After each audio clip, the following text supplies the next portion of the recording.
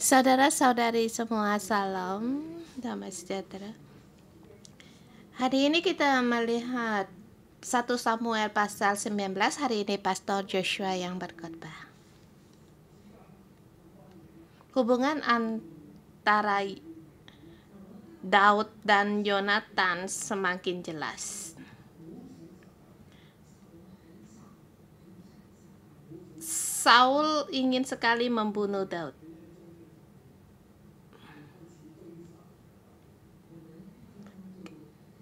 Di sini kita melihat di pasal ini dia ingin membunuh Daud. Dari segi Daud, dari sisi positif. Kalau dari segi yang negatif, tidak ada roh Tuhan, tidak ada kekuatan. Ini dilihat dari segi dari Saul. Bagi kita, dua belah pihak juga penting. Kita percaya kita ada penyertaan Tuhan, ada penjagaan dari Tuhan. Walau keadaan sampai bagaimanapun kita dapatkan damai seperti Daud, dapatkan aman. Bagi Saul, walaupun dia punya kekuatan, tapi tidak punya roh Tuhan. Sedikit kekuatan pun tidak punya. Dia punya kekuasaan, kekuatan, tetapi tidak bisa berbuat apa-apa. Kita melihat 1 Samuel pasal 19.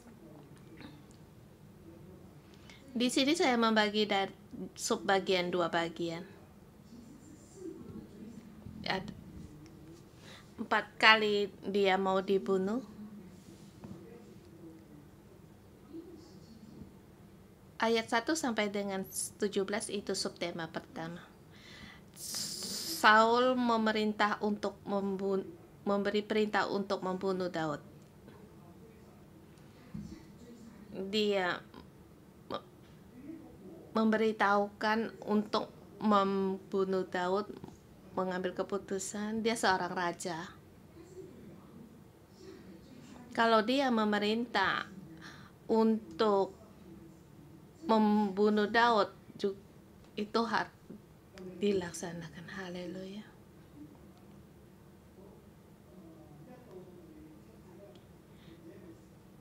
Ayat 1 sampai dengan 7 itu peristiwa yang pertama. Ayat 1, Saul mengatakan kepada Yonatan anaknya dan kepada semua pegawainya bahwa Daud harus dibunuh, tetapi Yonatan anak Saul sangat suka kepada Daud.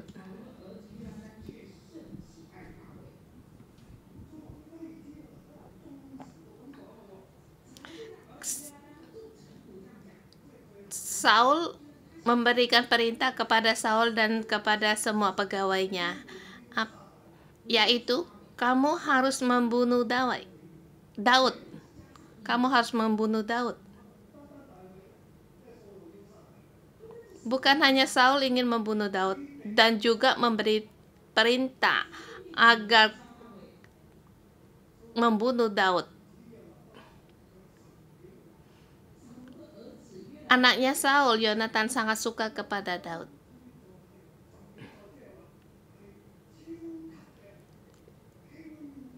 Sangat suka kepada Daud.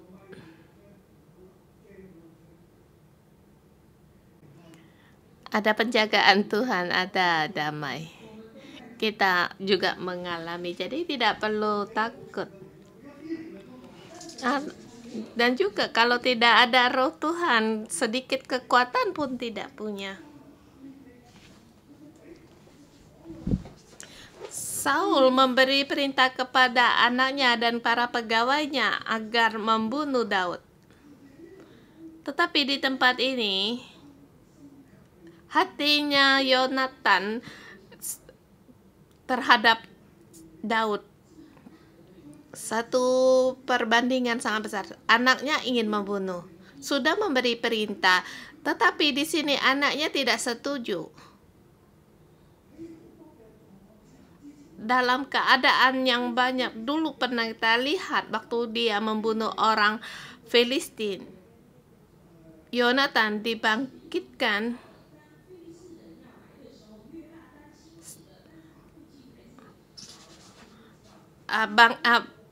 Yonatan bangkit menyerang orang Filistin, tapi ayahnya tidak berbuat apa-apa. Di tempat ini Yonatan punya hikmat. Dia berdiri di sebelahnya Daud.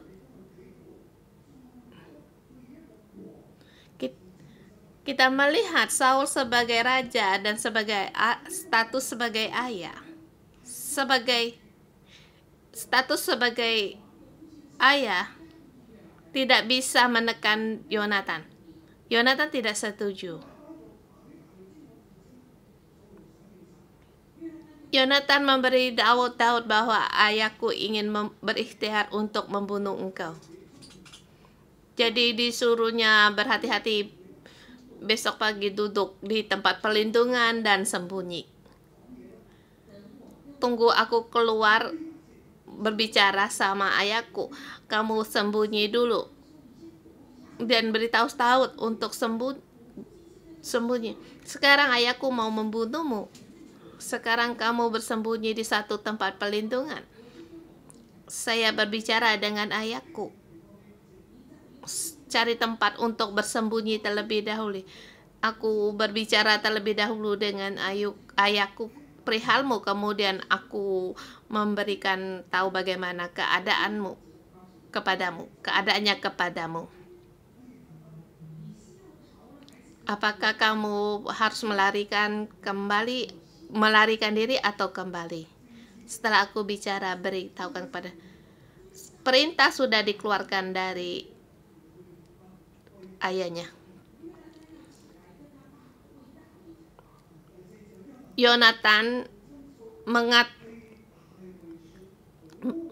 Lalu Yonatan mengatakan yang baik tentang Daud kepada Saul, ayahnya.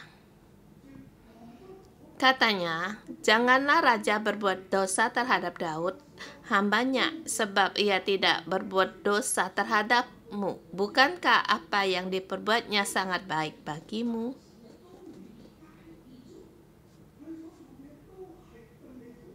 Apa yang dia kerjakan baik untukmu. Lagi pula dia telah mentaruhkan nyawanya mengalahkan Filistin. Dan Tuhan telah memberikan kemenangan yang besar kepada seluruh Israel. Engkau sudah melihatnya dan bersukacita karenanya. Kamu lihat dia telah membunuh Goliat, orang Filistin, dan merebut kembali tempat. Membunuh banyak orang Filistin. Ya, karena Tuhan memberikan kemenangan, dia tidak bersalah kepadamu.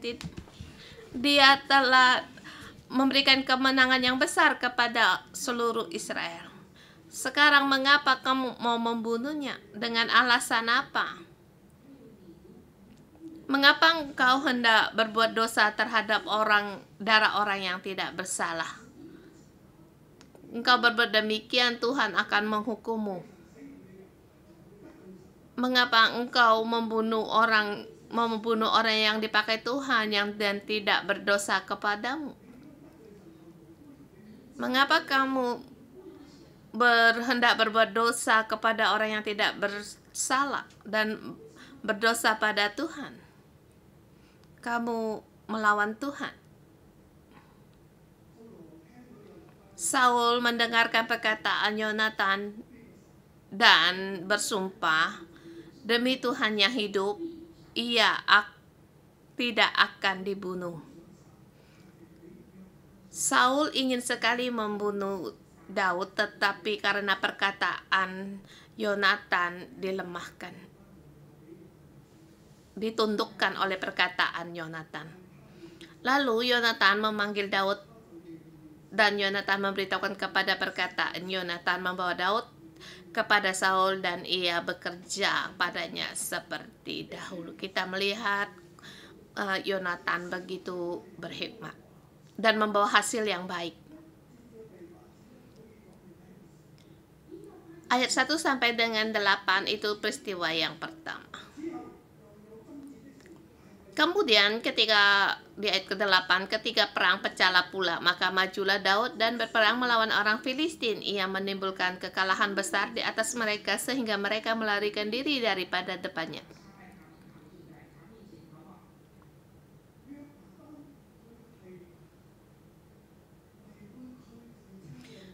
Yonatan bertolak pada perintah ayahnya. Dia tidak membunuh Daud. Saul menyuruh Yonatan, kamu harus membunuh Daud. Tetapi sekarang Yonatan ketemu Daud tetapi tidak membunuhnya, dan malah menyuruh dia sembunyi. Dan dia sendiri memberitahu Saul agar jangan berbuat demikian.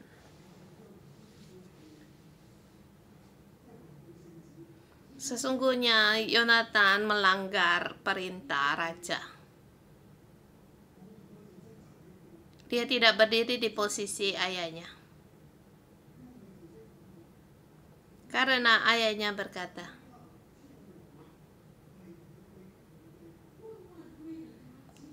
semuanya kembali hanya untuknya. Dia tahu Daud akan mengambil kedudukannya dan juga mengambil dudukan Yonatan. Tetapi hati Yonatan tertaruh pada Daud. Dia tidak melihat keuntungan, dan untuk kepentingan sendiri dia lepaskan. Sehingga sampai tepat sekarang dia juga bertolak pada perintah ayahnya.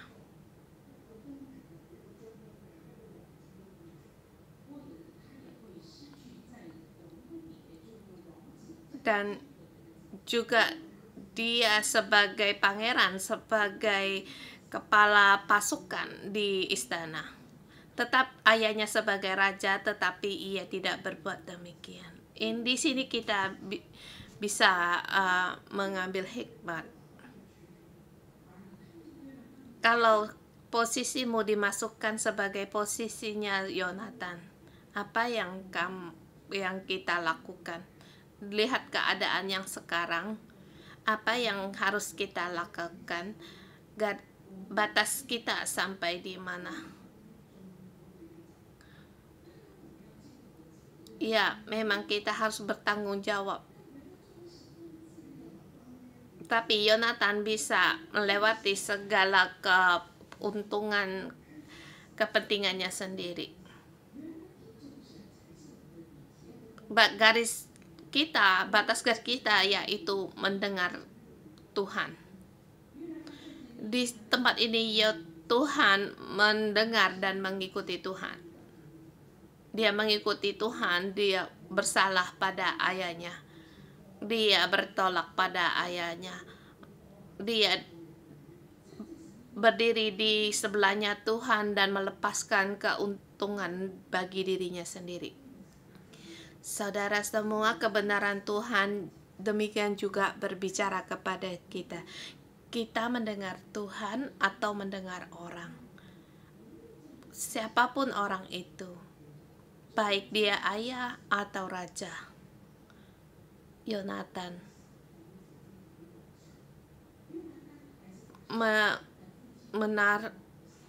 menaruh Tuhan di atas ayah dan raja. Allah terlebih dahulu, kemudian manusia, kemudian bumi. Yonatan melepaskan bumi, yaitu keuntungan dan kepentingannya sendiri, dia lepaskan. Ayahnya manusia, dia juga meletakkannya di bawah Tuhan. Mohon Tuhan untuk membantu kita berpegang pada inti-inti nilai-nilai yang diberikan Tuhan pada kita. Tuhan dulu, manusia, kemudian bumi. Kalau kita mengambil posisi yang tepat, maka semuanya akan menghasilkan bagimu. Tuhan dulu, manusia, kemudian bumi. Kita Satu langkah, Tuhan di atas, manusia di tengah, bumi di bawah. Tuhan terlebih dahulu, manusia kemudian bumi.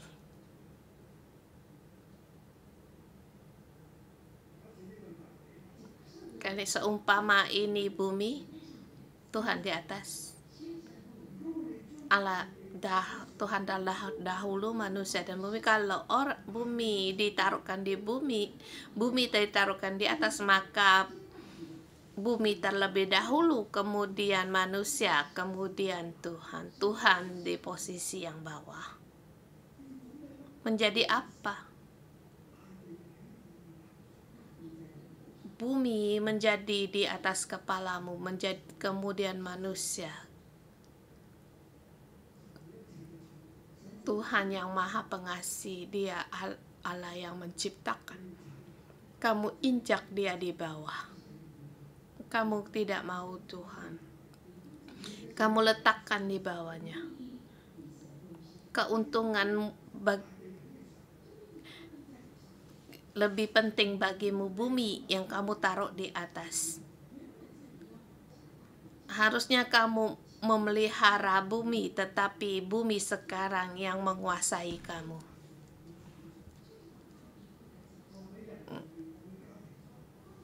Maka bumi ditaruh di manusia atau keluarga, maka kehilangan Tuhan. Maka kamu akan dikuasai oleh bumi atau pekerjaan. Tuhan menciptakan kita untuk memelihara bumi. Tetapi sekarang kamu letakkan di atasmu, maka Dia menguasai kamu.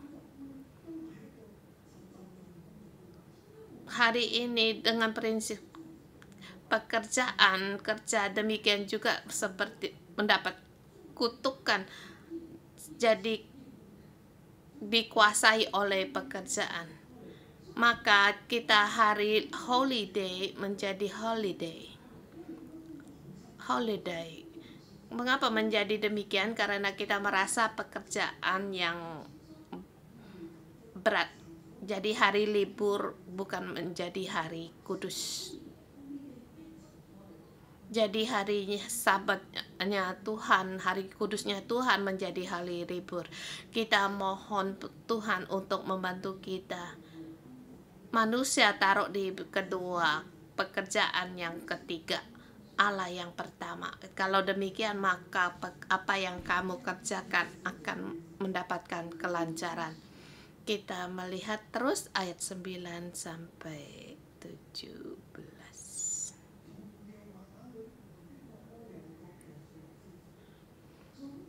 Tetapi roh yang datang daripada Tuhan hingga pada Saul.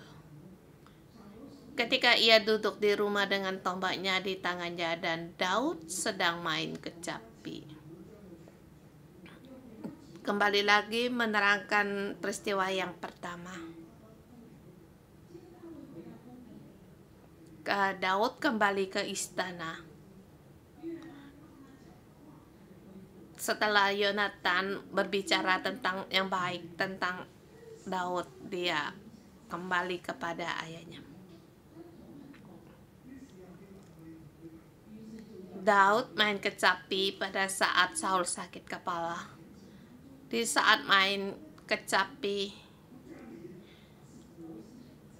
Daud seperti kerasukan. Dia mengambil tombaknya dan beristighfar, menancapkan kepada Daud.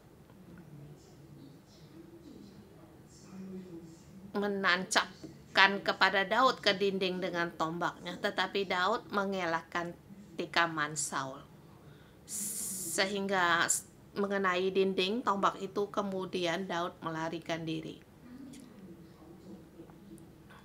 Daud meluputkan diri dan ia sembunyi. Sesungguhnya pada waktu itu Daud dengan serius melayani Saul. Dia juga tahu kalau Saul ingin membunuhnya. Ini lebih tahu lagi, Roh Tuhan telah meninggalkan Saul. Pada saat Samuel mengurapi Daud, Roh Kudus sudah ada pada Daud. Di pasal 16 sudah dikatakan. Tetapi dia harus menunggu. Dia harus terus melayani Saul, bekerja untuk Saul. Tetapi dia tahu orang ini ingin membunuhnya. Pada saat itu orang itu turun tangan, maka dia meluputkan diri daripadanya. Tidak ada sesuatu yang bisa dilakukan kecuali menghindar darinya, dan Tuhan melindunginya.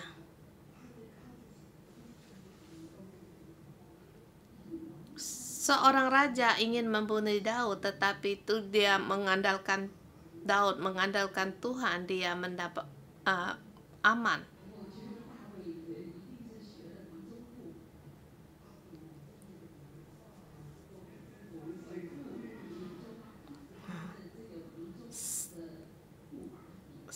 Seperti mempunyai satu kungfu yang hebat. Saul menancapkan tombaknya tetapi tidak kena.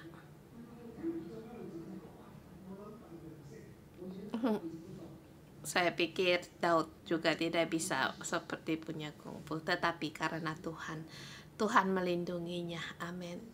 Bagi hari ini juga demikian. Di masyarakat kita banyak sekali bahaya di mana-mana. Bahkan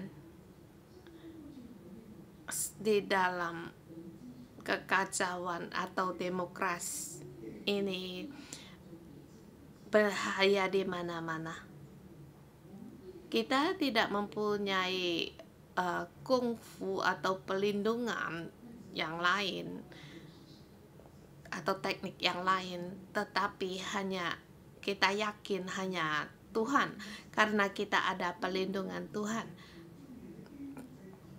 Kalau hatimu punya Tuhan, walaupun dalam kesulitan ekonomi kamu tidak mendapatkan dagangan, tetapi di dalam Tuhan akan datang menemuimu. Tuhan akan menjagamu dan membimbingmu sekali balik tangan, maka kantormu ada perubahan, langsung berubah, atau laris, daganganmu laris. Tuhan akan menuntunmu. Jangan tinggalkan Tuhan. Kita melihat lagi di ayat 11 sampai dengan 17. Di sini Michal membantu Daud melarikan diri. Di sini dikatakan ada 3 kali Saul menyuruh orang suruhannya untuk membunuh Daud. Pertama,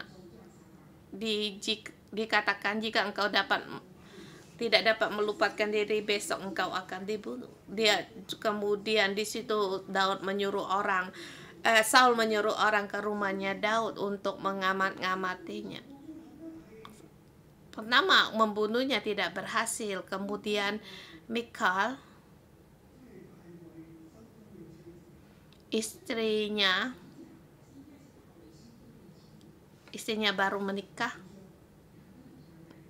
Mereka saling mencintai. Di sini Michal juga melanggar perintah ayahnya. Dia membantu Daud untuk melarikan diri. Daud, kamu pergi, ayahku ingin membunuhmu. Daud melarikan diri dari istana ke rumahnya, dan Saul mengirim orang ke rumahnya. Orang-orang suruhannya untuk mengambil Daud. Kemudian Mika menurunkan Daud dari jendelanya, dan Daud melarikan diri. Di rumahnya mengambilkan terafim dan sehelai tenungan bulu kambing ditaruh di tempat tidurnya.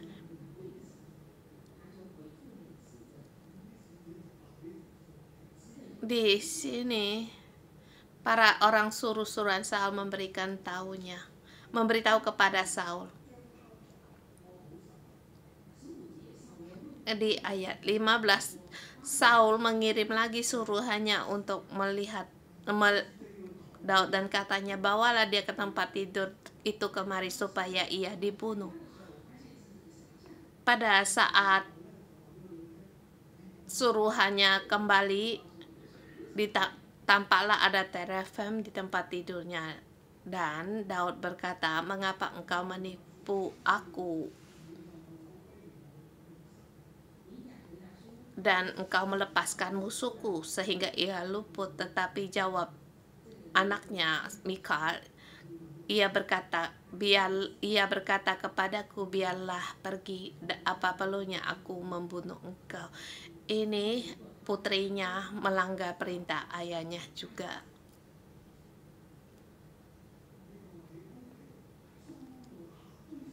Kita melihat Saul memberi perintah untuk membunuh Daud, tetapi Tuhan menjaga Daud. Yonatan membantu Daud. Saul di istana ingin membunuh Daud, tetapi ia luput. Kemudian mengirim suruhan di rumahnya untuk membunuh Daud, tetapi tidak bisa. Dia juga luput karena putrinya membantu dia. Putrinya Saul menolong dia. Di sini kita melihat seorang tidak punya roh Tuhan.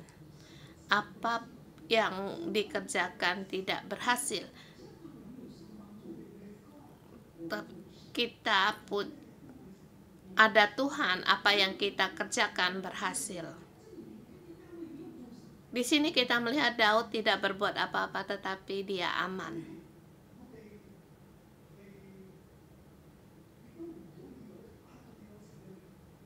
Ya, kita tidak boleh berkata kita ada roh Tuhan, kita mengikuti Tuhan, apapun kita tidak perlu takut.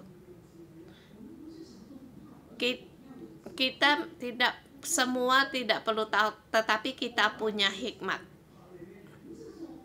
Jangan berkata, aku ada roh Tuhan, aku tidak perlu takut kamu, Saul, kamu ikut aku. Ayo serang aku. Kalau sekali tikam, pasti dia mati. Jangan begitu bodoh. Ada roh Tuhan. Tetapi kita harus berhikmat. Kita juga harus bisa untuk sembunyi dan melarikan diri. Kita jangan karena ada roh Tuhan menghadapi bahaya kita maju atau kita tantang. Kita harus punya hikmat dan untuk melindungi, menjaga diri kita. Jangan ada sampai roh yang jahat ada pada kita. Seperti kalau kamu anak Allah terjunah, malaikat akan mengangkatmu karena engkau adalah anak Allah. Itu adalah satu percobaan, tapi kita jangan mencoba Tuhan. Atau Saul, kamu datang tikam mati, pasti mati. Jangan demikian. Di sini kita melihat Daud tidak melakukan apa-apa, tapi dia nyawanya luput. Tuhan akan melindungi, tetapi dia harus melarikan diri. Yonatan membantunya, Mikal membantunya.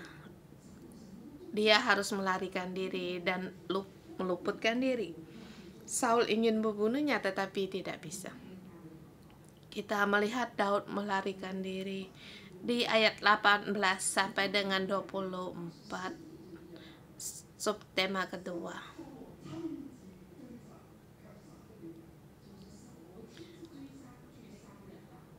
Daud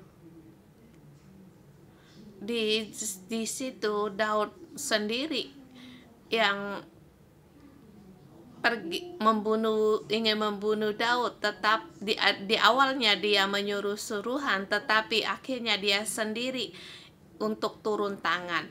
Daud pergi ke Samuel dan memberitahukan apa yang dilakukan Saul terhadapnya. Daud sampai ke Rama dan tinggal di Nayot. Ada orang memberikan tahu Saul bahwa Daud tinggal di Nayot. Di situ Saul juga memberikan perintah 3 kali gerombolan untuk ke sana. Saul mengirim orang-orang suruhannya untuk mengambil Daud. Sampai di sana orang-orang suruhannya satu peristiwa yang aneh. Di situ mereka melihat sekumpulan nabi kepenuhan dan yang dikepalai oleh Samuel. Dan mereka pun kepenuhan seperti nabi. Di ayat 20, Roh Tuhan hinggap pada orang-orang suruhan Saul. Kemudian yang kedua kali orang-orang suruhannya Saul, dia juga kepenuhan nabi. Dan ketiga kali Saul mengirim orang suruhannya, rombongan yang ketiga, mereka pun juga kepenuhan nabi. Ini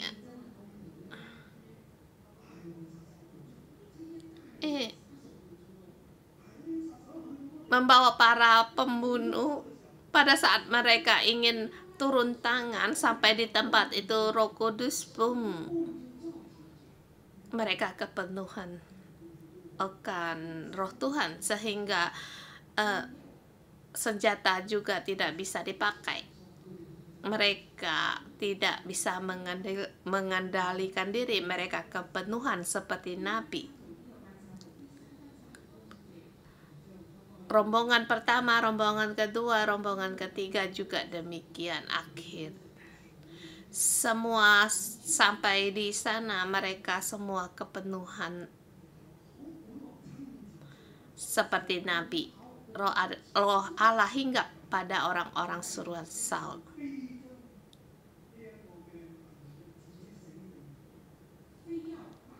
Dia sudah mengambil keputusan bahwa Daud harus mati. Ia lalu melihat Saul ingin membunuh Daud. Orang-orang suruhannya kepenuhan roh nabi, roh Tuhan. Kemudian Saul sendiri pergi ke Rama. Dia di situ pada saat mau sampai di tempatnya Nayot. Saul juga seperti gerombolan pertama, hinggaplah Roh Tuhan dan dia di situ menanggalkan pakaiannya dan kepenuhan di depannya Samuel, rebah dan telanjang seharian. Di sini ada 3 tanda dari Tuhan untuk berjalan pada jalannya Tuhan dan sudah tergenapi, tetapi Saul tidak melakukan. Pada saat Roh Kudus ada padamu, lakukan apa yang ada pada tanganmu, walaupun dalam keadaan apa kamu harus lakukan, karena Tuhan menyertaimu. Tuhan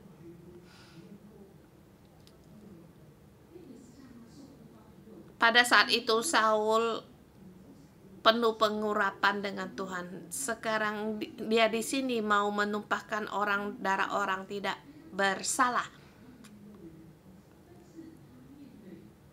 Orang yang diurapi Tuhan, dia mau melanggar perintah Tuhan. Di sini roh Tuhan turun padanya, sehingga sedikit kekuatan pun tidak ada. Bahkan untuk memakai kembali pakaiannya tidak punya, dia rebah di tanah, telanjang.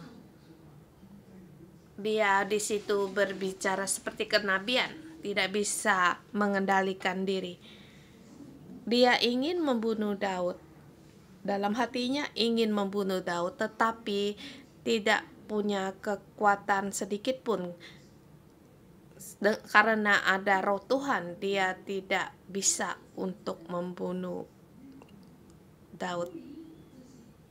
Di sini dia menanggalkan pakaian. Di sini dia tidak punya kekuatan sedikit pun.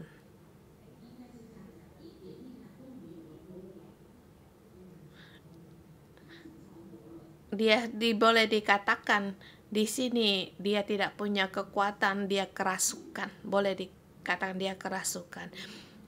Dia tidak punya roh Tuhan, tidak punya kekuatan. Saudara semua, kita jangan sampai kehilangan dari roh Tuhan, roh Allah. Kalau kita punya roh Allah, segala sesuatu yang kita kerjakan akan berhasil. Seperti di ayat 1 Mazmur 111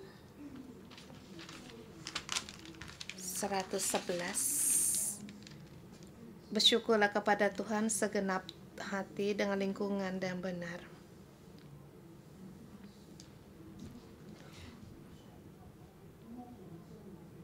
Perbuatlah kebenaran dan keadilan dengan tidak teguh kokoh seterusnya selamanya, dan kebenaran dan kejujuran dikirimkan kebebasan kepada umatnya, diberitakan supaya perjanjian untuk selama-lamanya. Nama Tuhan kudus dan dahsyat. Saudara semua, kalau kita tidak punya roh Tuhan, kita seperti sekam yang dihembus angin. Seperti peristiwa Saul sebagai contoh, dia telanjang, tidak bisa berbuat apa-apa. Sedikit kekuatan pun dia tidak punya. Tetapi Daud, dia mengandalkan Tuhan. Setiap berperang dia menang. Di sini dia tidak perlu berbuat apa-apa, hanya menghindar dari Saul. Bagaimana Saul mengejar dia? Tidak bisa dikejar. Mau membunuh dia tidak bisa untuk dibunuh, karena ada penjagaan dari Tuhan. Ada aman dan damai.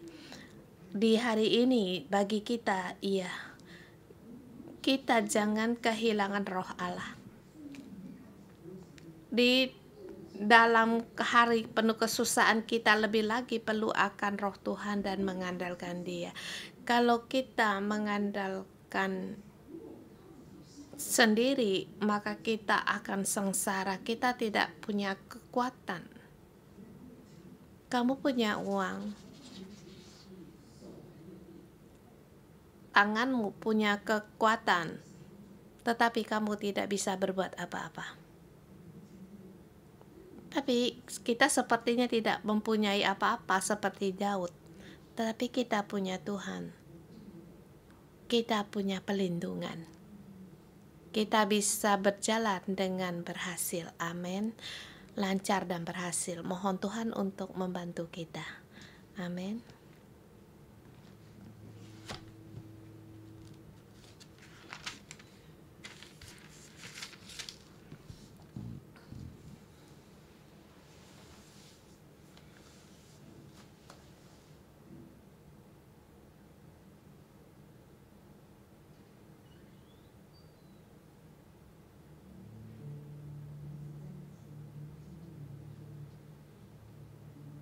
Mari kita bangkit menyembah Tuhan kita.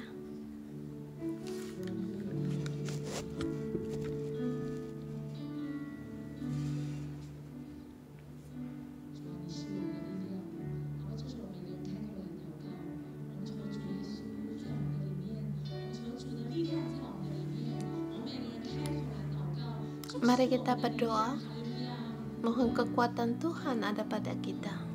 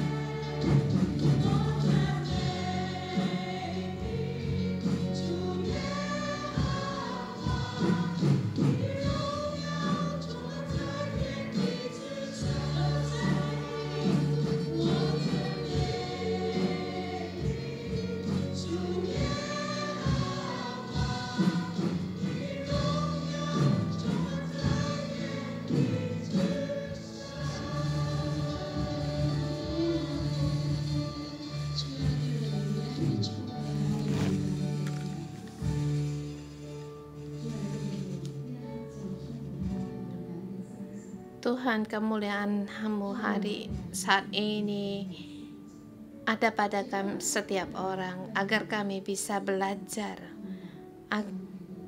terlebih Allah dulu, manusia kemudian bumi.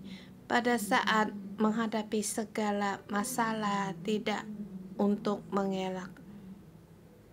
Saudara semua, mari kita tenangkan diri, kita tenang di hadapan Tuhan. Apa yang terlintas dalam pikiran kita, pekerjaan kita, ekonomi kita, keluarga kita, pendamping kita, atau anak-anak kita. Saat ini kita tenang di hadapan Tuhan.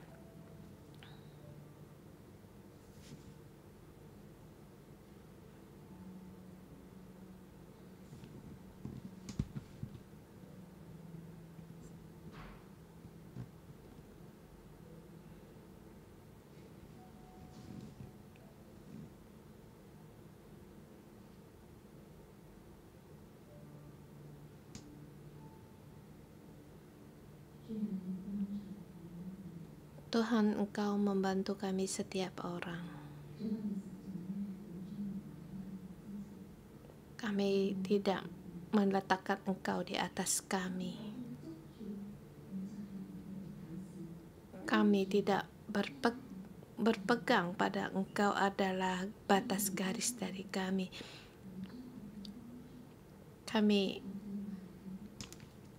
menaruh pekerjaan kami, keadaan kami, orang-orang di atas-Mu, sehingga kami dalam keadaan yang tertekan, sangat menderita. Tuhan, Engkau terangi hati kami, buka telinga kami, agar kami mendengar,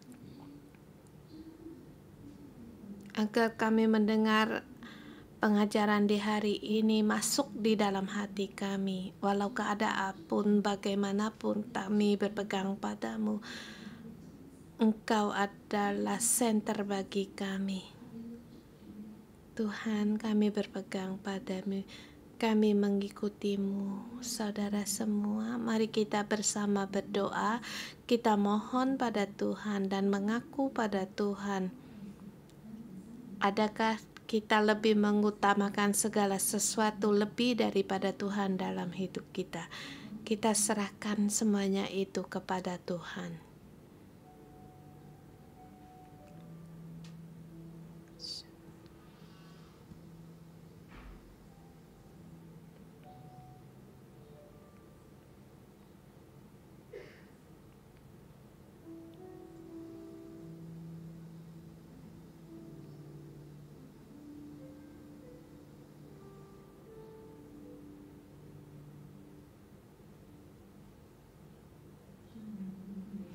Tuhan, aku datang di hadapan-Mu, aku lemah. Aku lemah pada saat mataku melihat keadaan, aku lemah. Aku mengelak. Bahkan Engkau ku taruh di sangat tempat yang rendah. Bahkan pada saat melihat Alkitab pun, mata kami lebih tertuju pada keadaan. Tuhan, mohon Engkau membantu kami. Bantulah aku. Aku lebih lagi mau mengutamakan Engkau. Kita bersama saudara semua, kita dalam roh kita bangkit. Kita letakkan tangan kita di atas kepala kita. Dan apa yang dalam pikiran kita yang menjadi beban, dan kita hempaskan ke tanah.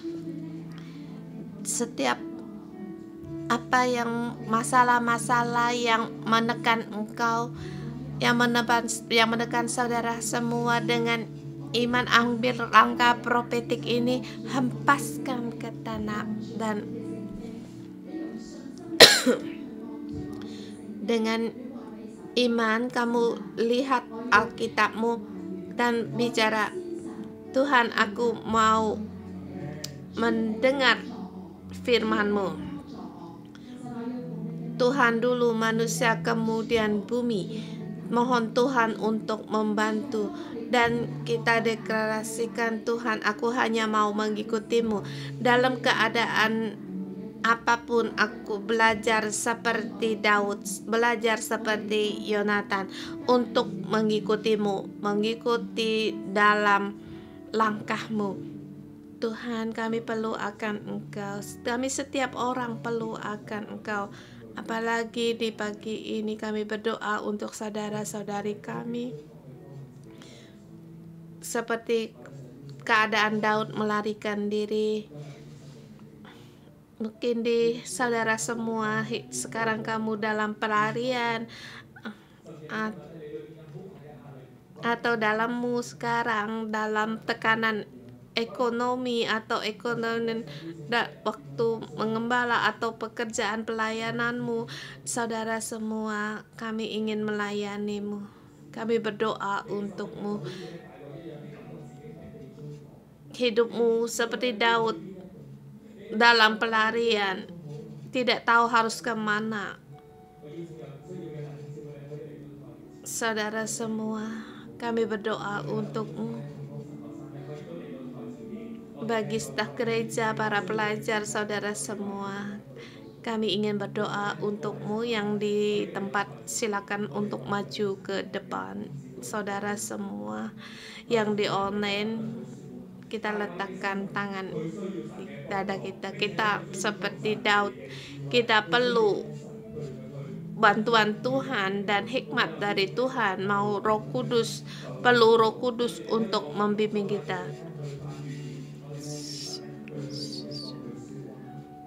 Kita berdoa agar Tuhan memberi kita hikmat.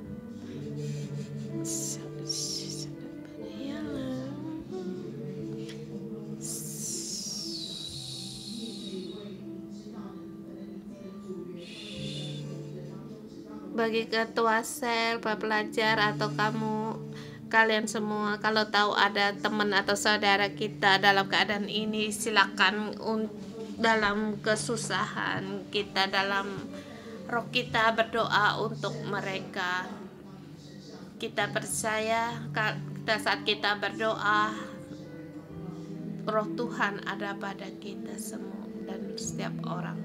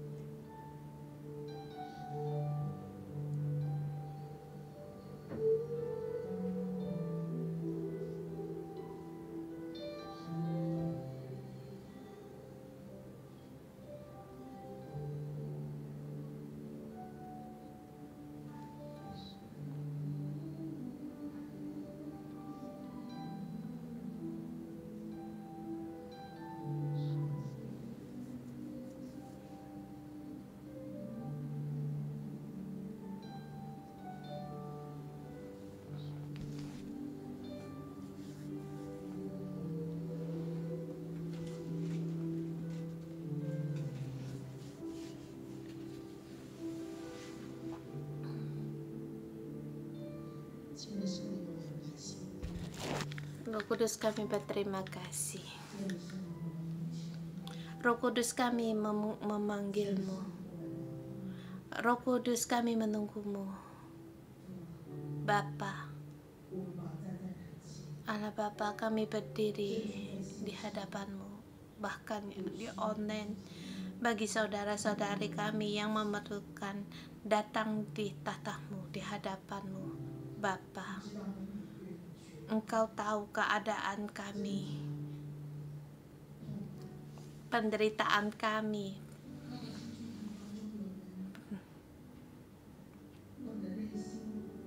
ada di antara kami, di dalam hati kami penuh dengan kekhawatiran.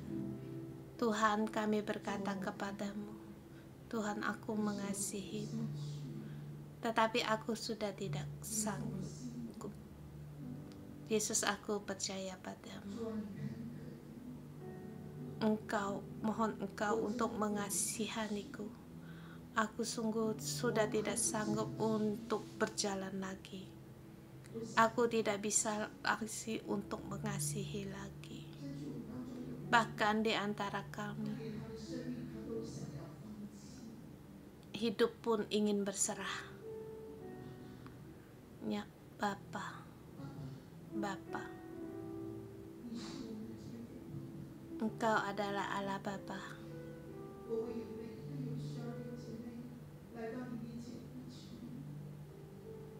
Kami datang di hadapanmu berseru padamu. Tuhan, Engkau melihat, Engkau mendengar, Engkau melihat akan perjuangan mereka. Engkau melihat ketidakberdayaan mereka, putus asa. Bapa, Engkau lihat, Engkau lihat, Engkau lihat. Bapa, Engkau melihat, Engkau menjamah setiap tangan mereka. Engkau Allah yang tidak pernah gagal, dan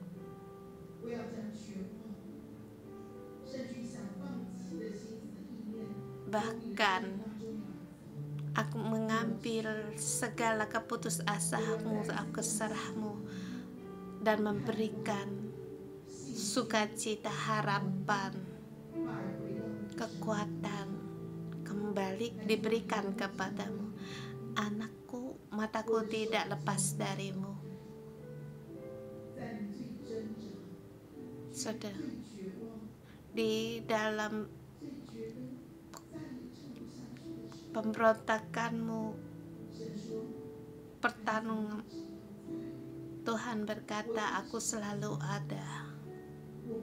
Aku menyertaimu, aku membantumu, aku akan menyelamatkanmu dan membuka jalan yang baru dan hidup. Bagi yang tidak harapan, putus asa, tapi Tuhan berkata kepadamu, terangku datang padamu. Terangku datang padamu. Rohku akan lebih dalam padamu, memenuhimu, menerangimu, dan menjamah tangan, memegang tanganmu, membimbing jalanmu, jalan penuh dengan kemenangan dan sukacita. Saudara semua, kita dengan lagu rohani ini memuji Tuhan kita mohon roh Tuhan untuk memenuhi kita. Kita mohon kembali agar harapan diberikan dan pembaharuan diberikan Tuhan kepada kita kembali.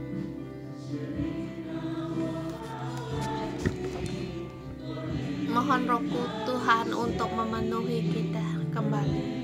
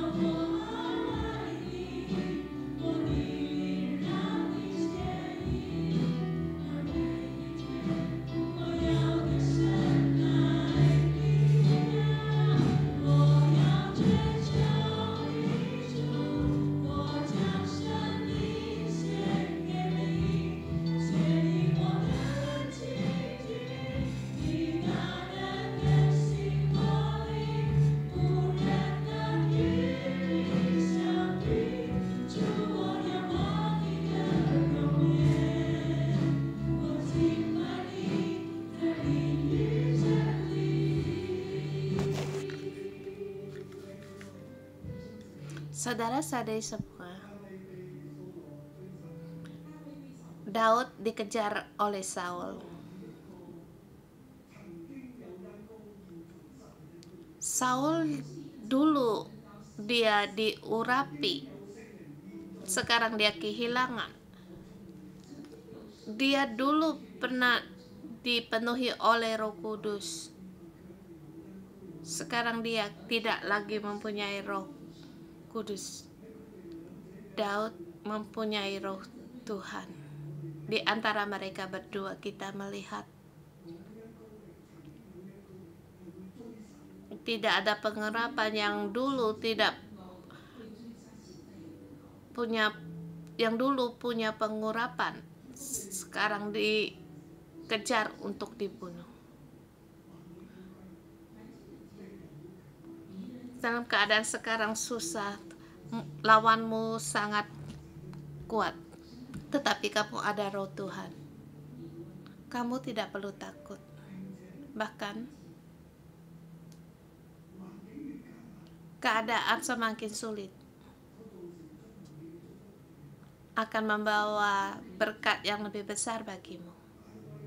Daud, dia dikejar untuk dibunuh, tetapi dengan selangkah-selangkah dia masuk dalam rencana dalam hidupnya. Aku dalam Tuhan Yesus memberkatimu. Sekarang walaupun kamu dalam pelarian atau dikejar, tetapi Tuhan mengubah semua ini menjadi berkat bagimu.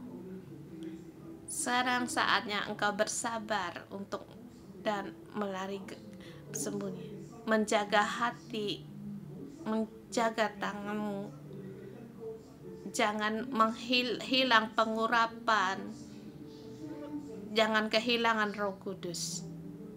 Percaya pada Tuhan, walau keadaan apapun, Roh Tuhan akan membawamu pada kemenangan, asal engkau terus mengikuti Tuhan, berpegang pada Tuhan, mendengar firman-Nya. Kerajaan ada pada tangannya Tuhan.